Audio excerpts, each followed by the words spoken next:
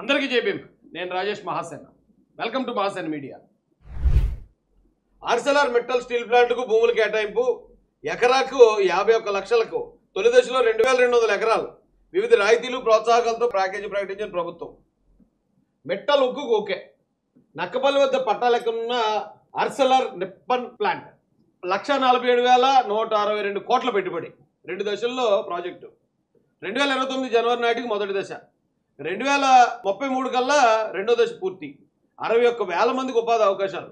Plant, captive port, టౌన్షిప్ల కోసం 6,756 ఎకరాల భూమికి అభ్యర్థన. బల్క్ డ్రగ్ పార్క్ పరిధిలోని 700 ఎకరాల బదలాయింపుకు ప్రభుత్వ అంగీకారం.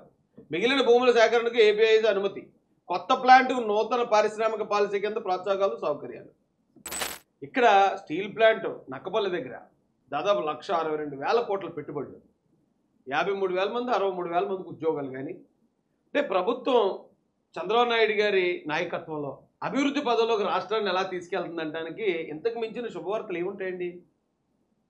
పొద్దున్నే ఇలాంటి శుభవార్తలు వింటే ప్రశాంతంగా ఉంటుంది. అదే మనం వైసీపీ హయాంలో చూడండి, పేపర్ తీస్తే ఎక్కడో ఎవడో ఒకటి చంపేయటం, లేదా ఎక్కడో ఒక రేపు, లేదా ఇంకొక చోట పోలీసులు వేధింపులు, పోలీసులు శిరోముండనాలు చేశారని, లేకపోతే వైసీపీ నాయకులు ఇళ్ల మీద పడి ధ్వంసం, ఇవే వార్తలు ఉండేవి అప్పుడు మనకి.